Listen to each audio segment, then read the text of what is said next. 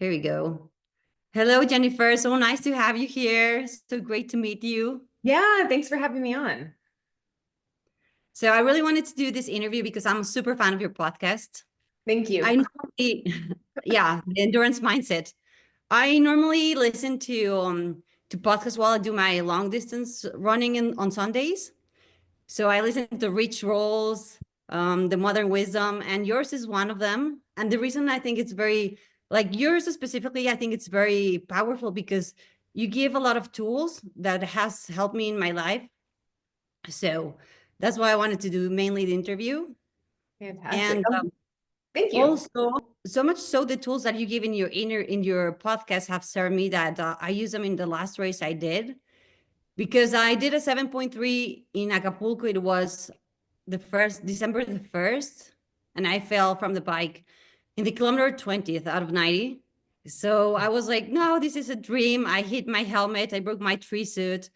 And then I thought, first I thought it was a dream. I couldn't believe I had fallen from the bike.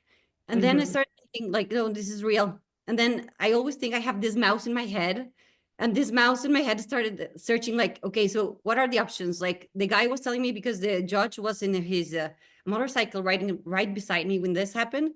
And he Mhm. told me, you hit your head really bad. We need to call the ambulance. You need to get in the ambulance. And then like this mouse in my head was like, okay, so no, option number one is to get in the ambulance and then arrive to the finish line. I'm like, no, that doesn't sound like something I want to like. I mean, I'm gonna feel guilty. I'm gonna feel shame. Like, I don't want it to be this the end of it. And Mhm. then like this mouse inside my head started thinking, okay, what other resources do I have? And then so the mouse found we have the Jennifer podcast about Savage.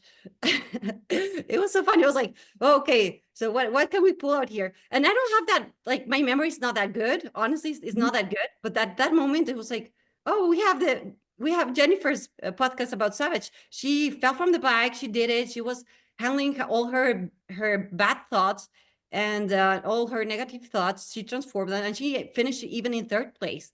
So if she did that, I can finish this. I mean, I have to go on. So I don't know why, but I remember exactly what you say during your podcast and how their thoughts came, how you handle them, how you identify yourself as savage. But for Mhm. me, I don't identify myself as savage. However, I do identify myself as someone who is very endurance, that can endure a lot. So for Mhm. me, it was like, okay, this is normal. I can endure a lot. I can handle this. And then I was thinking about what you said about um, the things that are real and that how your brain always wants to find some evidence of what's going Mhm. on. Mhm. So I said, okay, I didn't realize my tree suit was broken at the moment, nor my helmet. Like I didn't know all that. Right. But what I did was I was feeling a lot of hurt, a lot of pain. Yeah. So that was truth. But then as I remember your podcast, I was able to figure it out how to get to the end of the race. And then I actually got first place and got I know that was crazy, right? So crazy. I love it. No, I didn't even like I only wanted to finish it. I only wanted my medal finishing and I didn't thought I was going to finish first place and I got my place to go to for the World Championship coming up in November for Spain. So I'm super excited and so thank you. I'm so thankful to you because if I hadn't listened to that podcast, I probably wouldn't have finished. Like I'm certain I wouldn't have finished the event. I would have stopped at that moment and be like, "Oh, this is over. There's no Mhm. way I'm going to finish this." Yeah. Yeah. Yeah. Which makes sense, right? Like you fell, hit your head. Like most people would be like, okay, like I'm out, right? Exactly. And plus, Yeah. the coach is telling me that it was a bad accident, that I need to get in the ambulance. But then you have this person that's telling you, you can go, like, you can do a lot more things that you can think of. Yes. Yeah. So, Exactly. Yeah, I so think it's like, yeah, and I mean, like, that's amazing that, that my experience in sharing it like impacted you in that way too. I think that's so great. And yeah, I had the same thing. I was in Ironman, Texas, and crashed on the bike in like a group.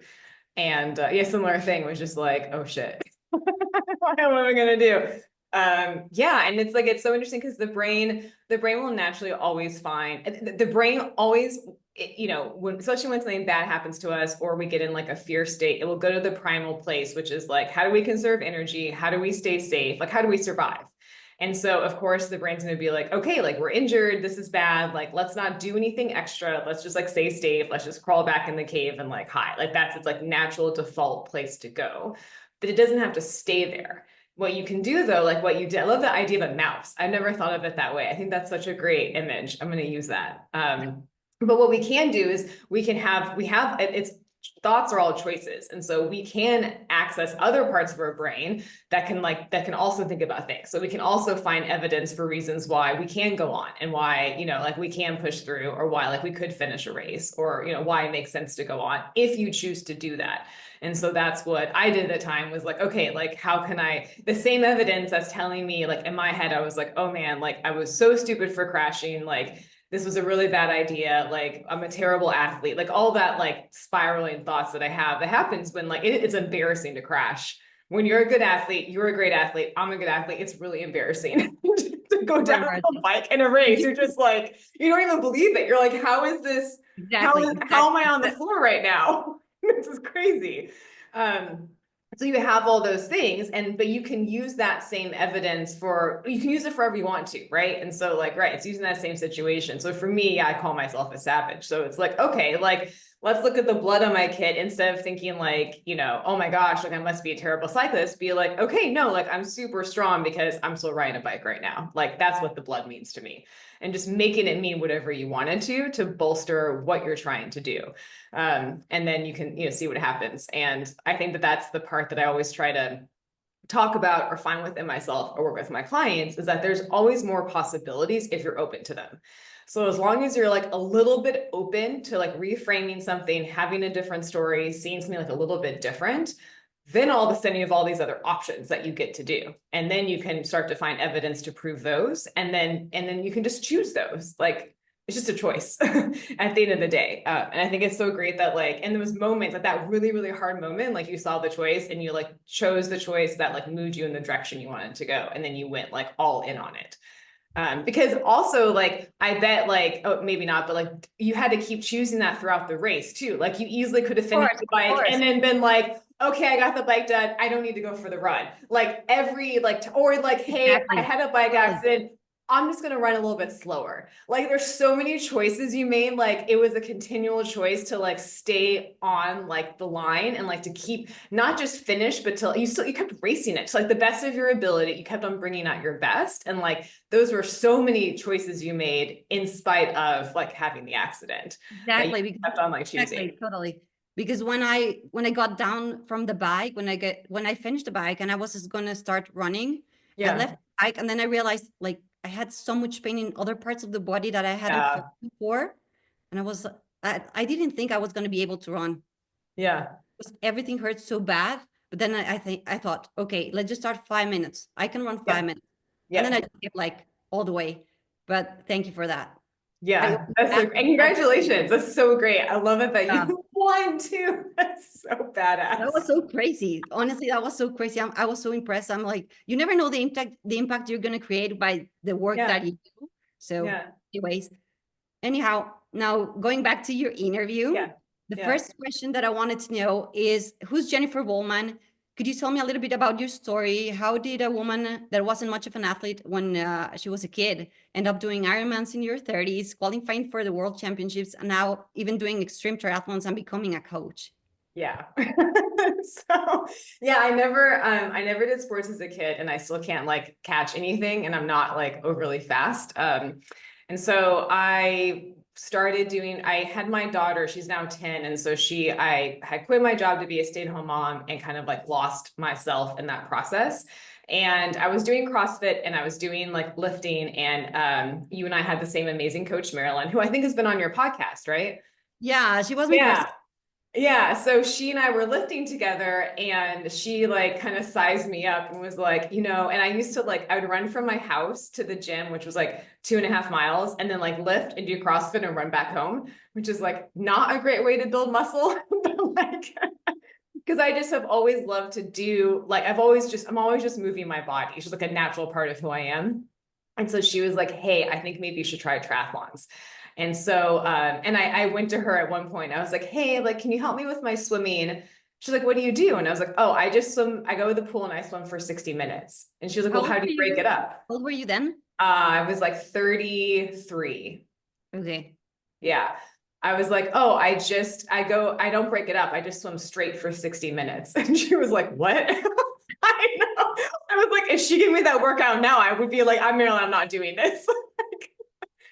So she kind of realized that like, clearly I'm like kind of built to do endurance. And so with her encouragement, I started doing triathlons. And as a kid, like I was the kid that was picked last for like every sports team. Like nobody ever wanted me on their team because I just really am terrible at like catching things.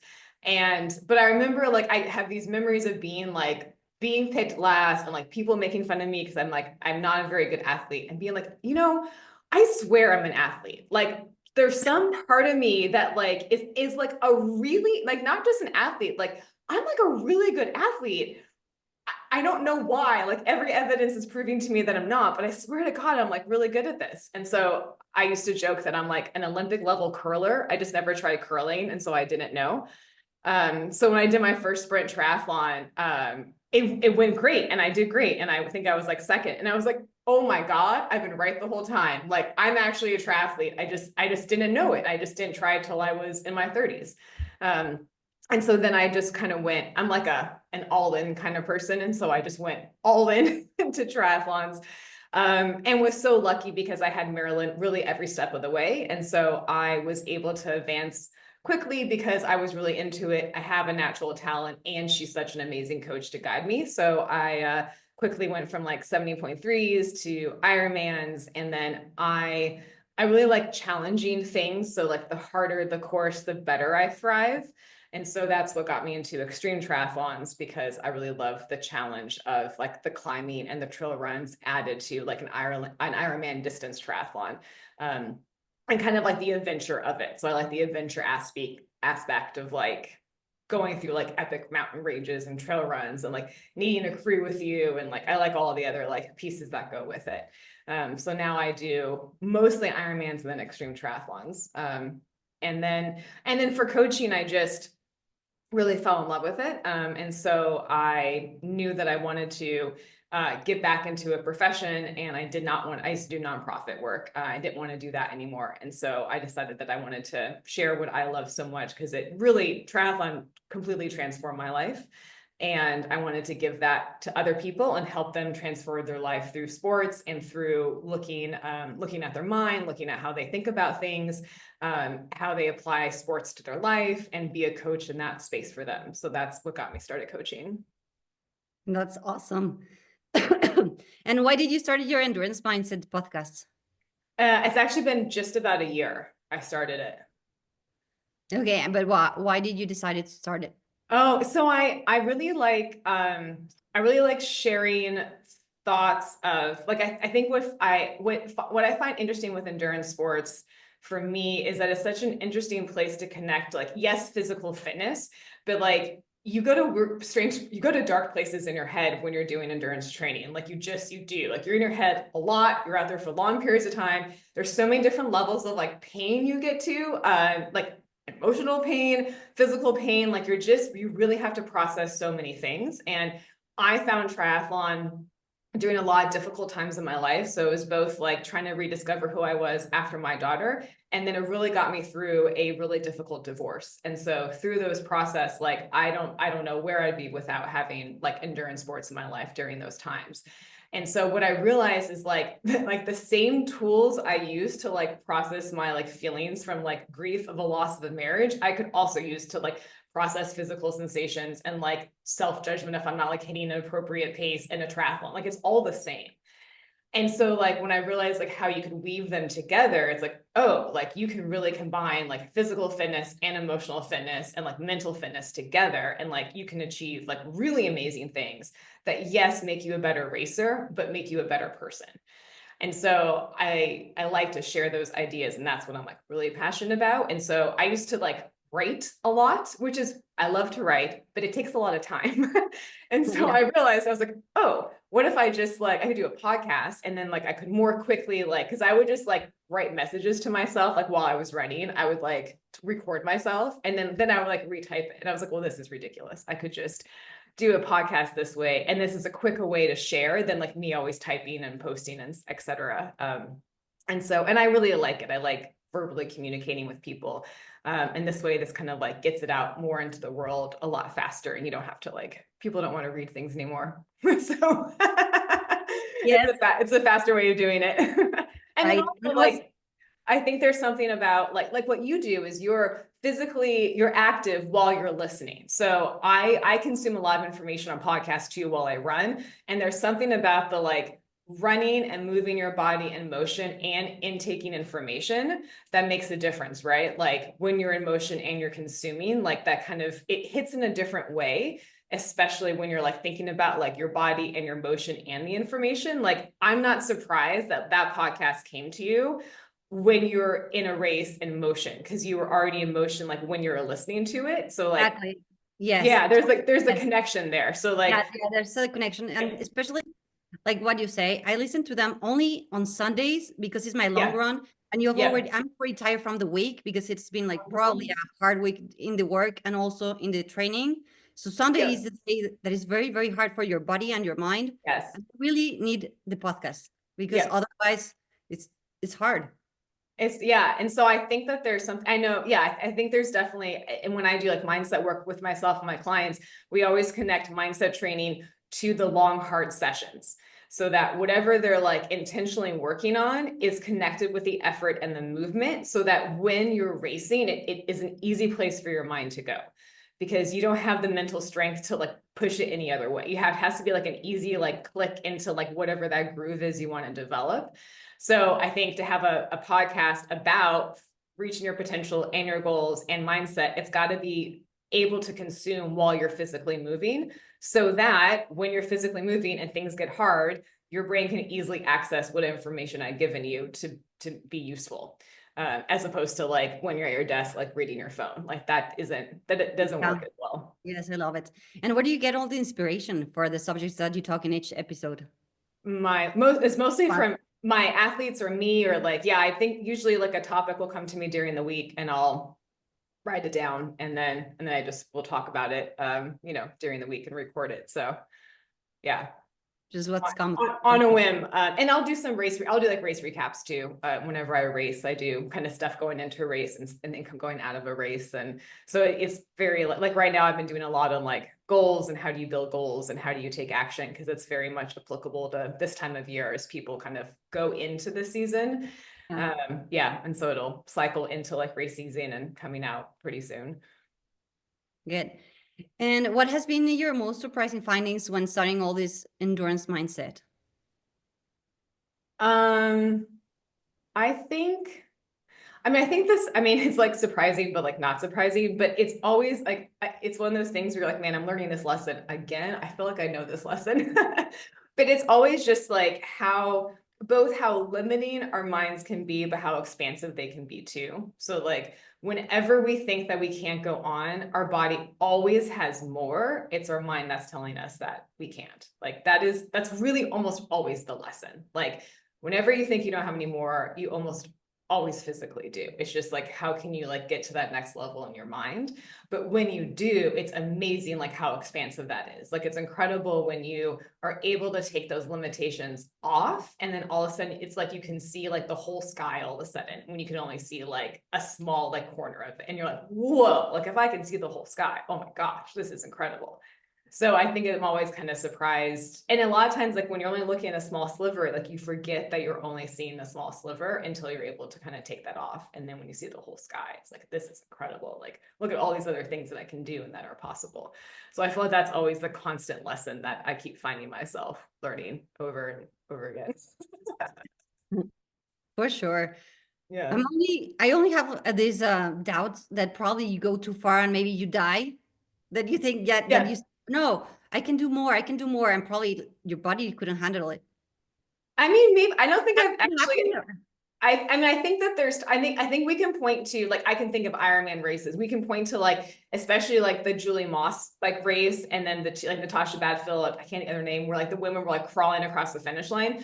We can Yeah. point to those examples clearly where their body had shut down, right? And like their mind was stronger than their body. And there's other pinpoints where you could see. However, like it's rare, like it is rare to see somebody's mind stronger than their physical body, right? Okay. Almost always the body still actually has more than what we think it does. How percentage would you say we still have? most Yeah, of I the mean, time. it depends on the person and where their mind gives out, right? But like, I mean, I think for me, I don't think I've never reached my physical limitations ever. Like, I remember being in, like I was in, when I did starvation. So starvation was the first extreme triathlon I ever did. And it's in Utah, like the James Iron Cowboy does he did like the 100 Ironmans in a row, puts it on. So like, if you think of what James Lawrence would design for a race, like this was what the race was. And so it was this like ridiculous bike, and it was like 12,000 feet of climbing on the bike, and the run was like a marathon through trails. It was like 6,000 feet of climbing on the run. So I've been leading like the whole race, and then I'm with my pacer, and we finally get a text from Marilyn, and she's like, "You're gonna get caught. You have to go faster." And I'm like 17 hours into the race, and I was like, "Are you kidding?" I was like, "Oh my god." And so my pacer was like, "We have to go," and I was like, "I don't know if I can go any faster." So finally, we like run up this hill. And then I don't know how, but I was like, I'm not losing. And I end up like bombing down a 5K, running like 9-minute miles out of out of nowhere. Like a minute ago, I would have told you I was done. And all of a sudden I'm running 9-minute miles to win. And I probably could have run 30 more minutes at that pace if I had to, right? Like, it's just like the mind, okay, limitations gone. Now what can I do? And I was like, wow, like I absolutely, who knows? I mean, that kind of found my limit there, and then the Swiss man this summer, I took a wrong turn and I ended up adding 4 miles and 2,000 feet of climbing. So I ended up doing an ultra run that day by mistake. And I was nowhere near the limit of my capacity that day. So it's like, these were all really hard things, but like, I've never been close to my physical capacity. And so I'm very curious to know what that is. So I don't know, like, I bet I have 30% more of my physical ability that I have come up against that I don't know, like, how to access actually. So that's like, for me, it's a challenge. It's like, ooh, like what challenge can I put myself in where I have to try to get that 30% out? And like, what does that look like? Yeah, it's amazing what the body can do. And Yeah. what would be your top three advices for activities what would be your top three advices for activities that help enjoy your mindset? Okay, so I think one of the things to do is definitely like is to keep taking action, like regardless of what it feels like. So I think like one of the things we get hung up on is people they want to do something like really big, and then they see like the steps to do it and they get really scared about it, or they're like, oh, I don't know, that seems like too much. And then they get stuck and then they don't do it. My advice is just like close your eyes, hold your breath, and then just do it, right? Because you have to take that initial step to prove that you can do it to yourself and to give your brain that evidence. So at some point, you can't like make yourself feel better about something. You just have to do it, even though it's really uncomfortable and you might not like, it might be really, it's probably a very unpleasant experience. You just have to like bite the bullet and then do it. And then you have to do like a couple times, right? And like, so it's that being that like, okay, like this is just, oh, I'm just gonna do it. and then you're in it, right? And then you kind of create that evidence. So I think that's really important. I think one of my most important things that I do is I wake up every morning, and I think meditation is really important, but I do what I call a thought download, which is I write all the thoughts in my brain onto like a loose piece of paper. And then I kind of look at like what the underlying thoughts are, and I'll examine just one of them. And so it could be a quote unquote good one or a bad one. It could be one that I'm anxious about. And I'll look at it and see, okay, like, what is this thought? What's the feeling I'm having about it? What are some of the actions I'm taking from the feeling? And what is one of those results that's being caused? Just to bring some awareness to myself about that thought pattern. And then I tear up the piece of paper and I throw it away. Journaling is great, but we don't have to like put these in concrete. These are just thoughts that come in and out of our head. So I think the process of like getting them out of our head and then tearing it up is really good, because we don't ever have to look at them again. So that's like the second thing of what I think is good to do. And then I think the other thing actually is breathing is really important. So anytime we're like, oh, like I'm in this negative thought pattern, I want to go somewhere else, and you're trying to like get somewhere positive and you can't, if you just take a moment and like breathe in for 3, out for 6, do that like a couple of times. What that does is, if we have kind of an activated nervous system, it'll turn on our parasympathetic nervous system, which will be more calming. It's a lot easier to move to a different thought when our nervous system is calm than when it's activated. So I find that to be really helpful is like, okay, like get the body calm. Now see if we can move into a different way of thinking. It's always like a mind-body connection. It's never just about the mind. It's always about like, it's emotional, physical, mental. It's always all working together. So like keep on connecting all those back together is really useful. Okay. Those advices are great. Yeah. And now you're preparing for the HimalayanXtri that is happening in May in Yeah. Nepal this year. And it seems this event has never been completed by a woman. Am I right? Like So never it's been completed during in the before the cutoffs, right? Yeah, so it's been so the way the run course works is you have to get to like different points, different altitude points by a certain time. So women have completed like, so the way XTRI works is like there's they have different points in the course where you can have like a full course or like a it gets confusing. So you have like a black shirt or like a white shirt, say like for Norsemen. So like you still complete the race. Can you tell me how many kilometers of each? How does it work? How many kilometers you're gonna swim? You're gonna ride? So it's an Ironman distance. So most extreme tries are somewhere in an Ironman distance-ish type thing. Okay. What makes them extreme is like what you do inside of them. So most X-Tri swims are like very cold. This one is not, but most are. The bike typically is like, 180K, but it's usually like in a like ridiculous, anywhere from 3,000 to 4,000 meters of climbing.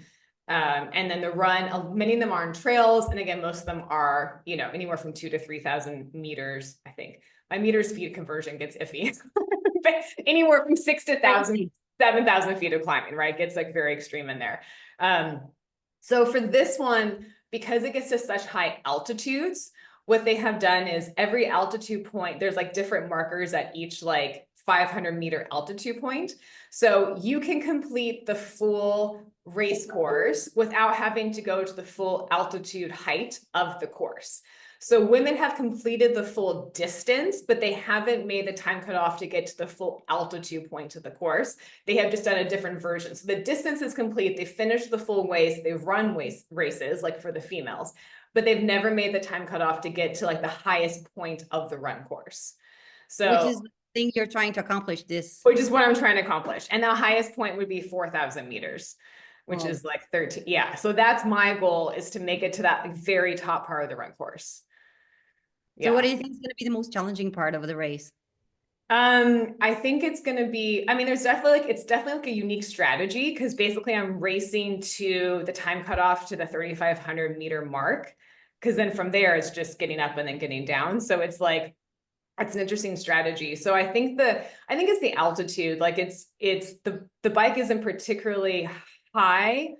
It is high, but it's not like crazy high, but it's definitely like I think it's the pacing through it. And then the altitude is a huge factor. So it's like, you can't overshoot it, because then you're going to, I do a lot of like, my summertime, I spend a lot of time at altitude. So I know how to work with it, but like, I can't overshoot it, because once you overshoot altitude, it's really hard to come back. And like sugar is so important. So I think there's just a lot of like, there's not a lot of wiggle room at altitude. Like if you do it too much, like you kind of can't come back from it. And a big race like this, like it's tricky, and it's going to take like 20 hours. Like it's by far my longest race I've done before. So, and then you can't eat as many solid foods. Like there's a lot of like, nutrition is going to be like a really, really huge deal with this race specifically. So, and then Nepal is Nepal. So it's its own adventure in and of itself to kind of work with. And what do you think is going to be the most challenging part for training for this event? I think it's getting the time and altitude in. So I haven't totally worked out. I'm lucky where I live in Phoenix. Flagstaff is 2 hours north, and that's at 7,000 feet altitude, which is like perfect altitude training.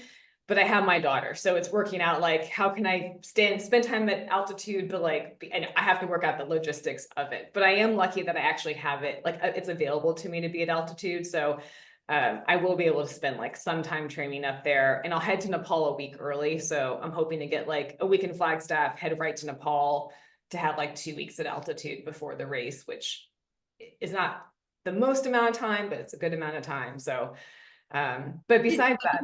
Why did you decide to do that race? Why did I decide? Yeah, why did you pick that race? Because no women's gone to the top of the run course, and I wouldn't be the first one. That's the way to go. Because And how I like really big challenges.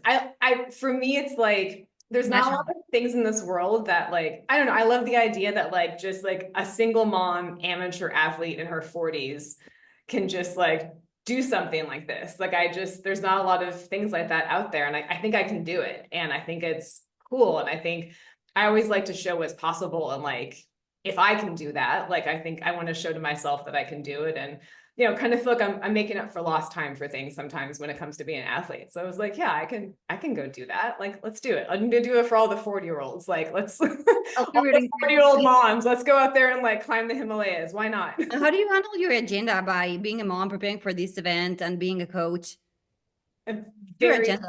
a very tight schedule, a hyper focused calendar. But I'm a very like it's why being a coach, and I do some consultant work too. I'm a very like fluid worker. Like, I like to say I can work from anywhere, but that means I actually work from everywhere, which has its ups and downs. But yeah, it's just a lot of fluid, and it's a lot of like really hyper focused calendarization.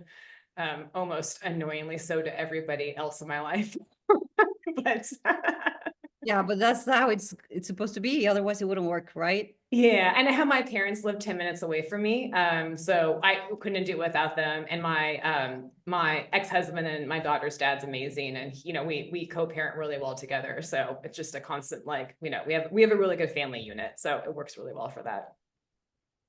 That's good. That's amazing. Yeah.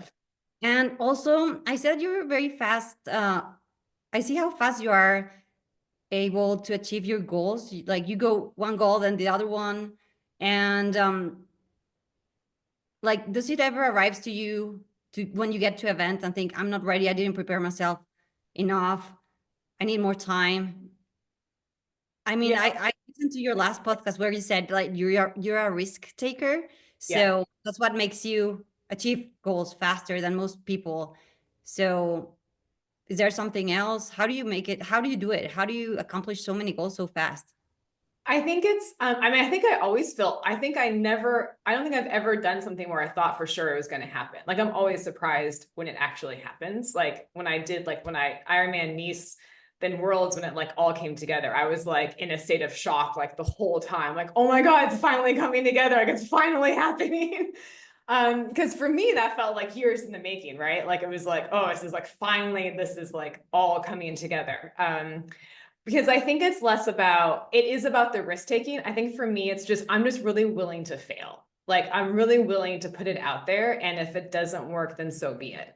And so like, because you could be a risk taker and be totally knocked down by failure, which isn't me. I'm not. Like, I know that like I can put it out there, and I have enough like mental resilience, and I have enough like mindset tools that like I can totally fail. I can crash. I mean, I bet you bounced back too, because you crashed on the bike and got on the bike and kept going, right? So like that's a huge setback that you were like, okay, let's get back on the bike.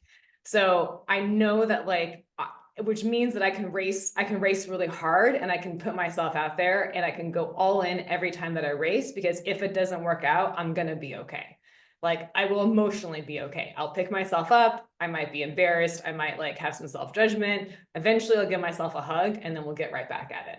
And that's like the biggest quality I can have. And that's like the biggest, like, I think tools I can give to my athletes and clients is to help them work through that. Because if we can take failure like that and then like keep moving forward, that's what gets us to our goals the fastest. If we're like set back and like knocked down for a while, then that slows everything down. And then we're scared to put ourselves out there again because we're afraid it's going to happen. Like, and then we're more afraid, and then we're scared of taking risk, and then it kind of snowballs. So it's more the like, I know that if something goes wrong or I don't hit a goal, I'm going to be okay. And so why not go after big things? Like if I don't make the Himalayan run, I will be disappointed, but that's okay. I can be disappointed. That's fine. Like I can deal with that. I'll find another awesome goal and go after that one. And I'll take whatever lessons I learn and apply it to that. And then I can go after the next one. I love this. So have the willingness to fail.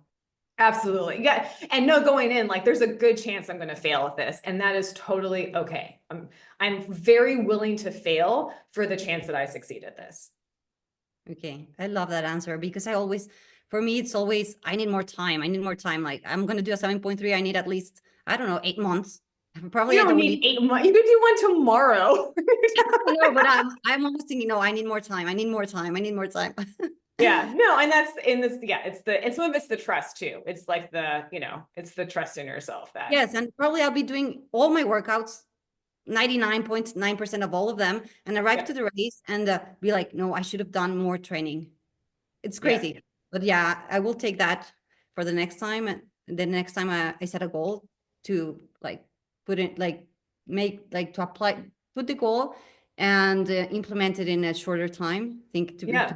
by having this willingness to fail. Yeah, I like to like Okay. whenever we're like there, so there's like a reason why you want more time, whatever that is for you. Like one thing you do is be like, okay, like why is it I want more time? Like where is that coming from? And so then some things you're afraid of something. So whatever that something is, and you're like, let's take it to the full extent. Like let's say I'm afraid I need more time because I'm afraid that I might like have a really bad performance, and that means that I'm not as good as an athlete as I think that I am. Like let's say that's what it is. And then you would say like, okay, am I willing to experience the feelings? I'm not as good as an athlete as I think I am for the opportunity to have a kick-ass race and be on podium and have the amazing experience of like being really fit and like absolutely nailing it. And if you're willing to experience the bad part of it for the opportunity for the good, then there you go. And so that's how I look at it. Like, am I willing to like tell everybody on social media I'm going for this big goal and like talk about my podcast and put myself out there and fail at it for the opportunity to inspire other people and to like nail it and be the first woman to do that? Like, that's so easy. 100% I'm willing to do it. Easy. I love that mindset. Love it. Yeah. And what drives you? What drives me? Yes. My number one driver is really, I'm just really passionate about like whatever it is I do, I have to be passionate about it. And most of my friends would, I think my number one like motivator is like, why not? I always ask the question like, but why not? Like, sure, do I have to do these races? Of course not. But like, why not? Like, why not see what's possible? Why not see what happens when you like train really hard and you push these ideas? Like, why not? I'm just so curious about it. I just want to see what else is there, like what else is more, and what happens when you run longer and you go harder. I'm really driven by like seeing like what is next and what else is possible beyond that. And it's like a question I haven't found an answer for. So maybe if I ever find the answer, I'll stop, or maybe if I stop asking the question, why not? But until I stop, here I am. That's great. Also, I would like to ask you about the TQ personality and motivation assessment that you and Yeah. Marilyn are doing. How are you applying it? How does it work? Is it for for everyone? Yeah. Oh my God, these are so great.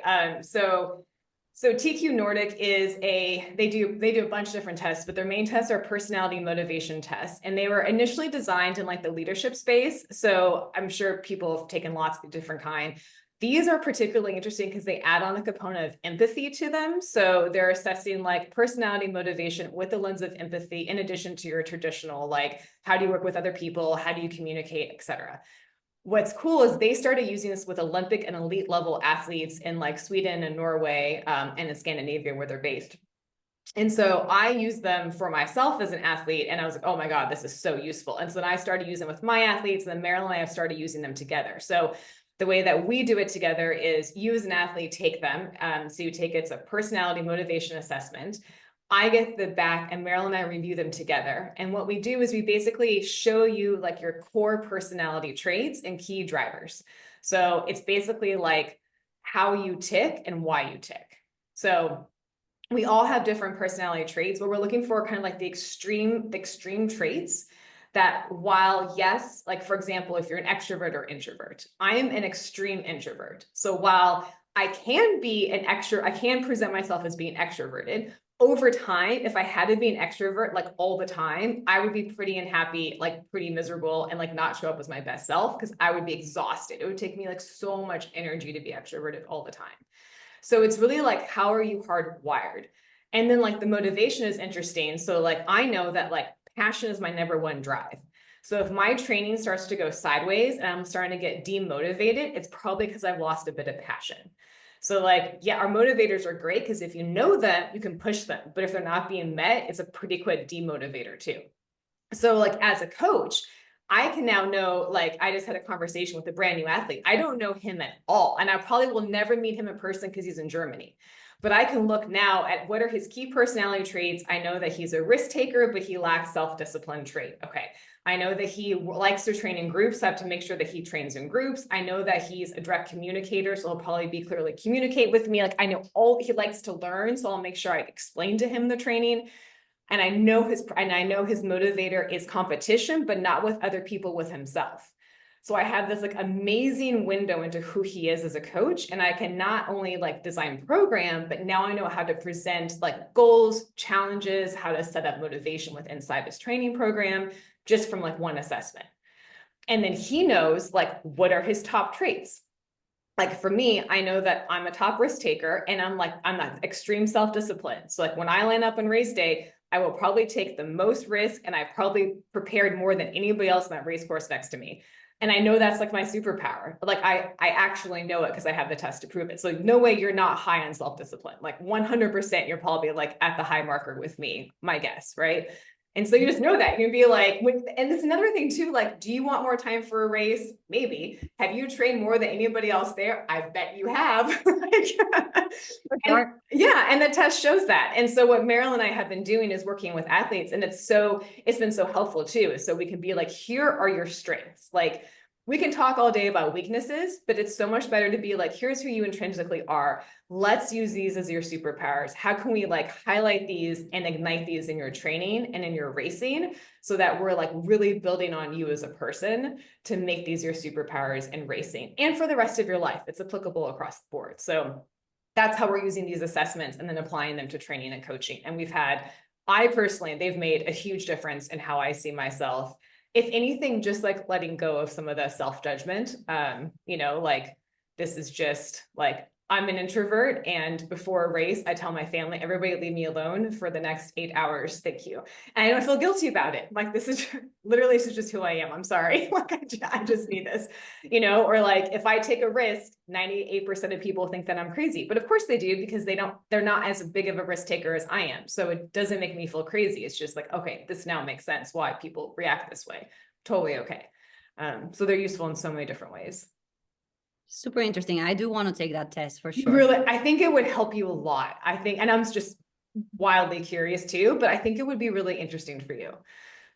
Yeah, so Marilyn and I do that together. So she offers that. And so it's on her website. It's on my website as well too. So yeah, I'm super interested in taking that test. I think it's going to be helpful.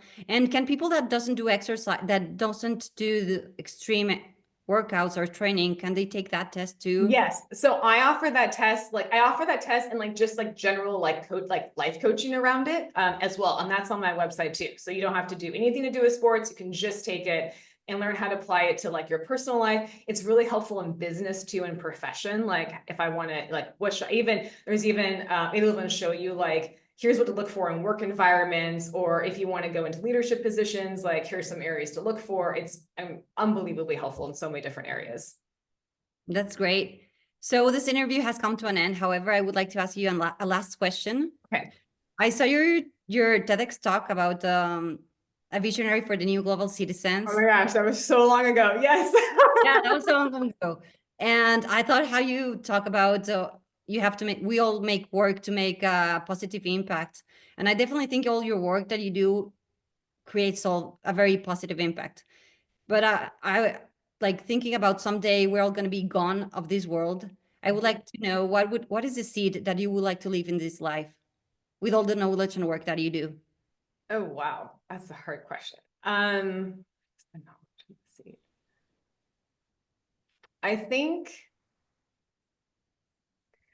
think that if I could plant like we call like a knowledge seed. So like if the one thing that like, hopefully maybe my life has demonstrated, or like whatever words like that I say stick out there, is I think the real belief I have that has at least driven my life for the last several years is whatever like limitations and containers and like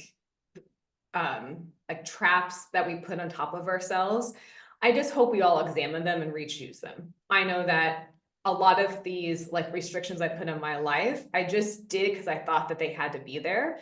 cultural beliefs, like traditional beliefs, like religious beliefs. I just kind of had them piled on top until one day I looked at them and I was like, well, wait a minute. I'd actually like, I don't choose these. I don't want to choose these anymore. And it was a realization I didn't have to, that kind of broke everything up. And so I hope that this like seed of knowledge, if I think of like what I teach my daughter, I hope that she realizes that she has a choice much earlier before I did. So she's not like 38 and having to re-choose everything. You know, I hope that she like makes that choice, you know, going into life versus having to like break everything down and put everything back together. But it is choices. We don't have to choose all these restrictions that come our way. We can choose just not to put them on us to begin with. And so if we start life and we can see things without restrictions on it, then life looks a lot bigger to begin with. And it can be absolutely huge and whatever you want it to be without those restrictions. And so I think that's the main seed of knowledge that I have. Oh, I love it. I love all the conversation that we had. Yeah. And is there something else that would you like to share? Where can people find you? Your website, your Instagram? Yeah, come find me. So my Instagram is my name, Jennifer Vollmann, and I post lots on there about training and mindset work. My podcast is Finding an Endurance Mindset, and my website is findingendurance.com. And so I have all my different coaching on there, and some mindset plans and all the things. Perfect. Thank you. Thank you for your time, Jennifer, and for sharing all your knowledge. Thank you so much.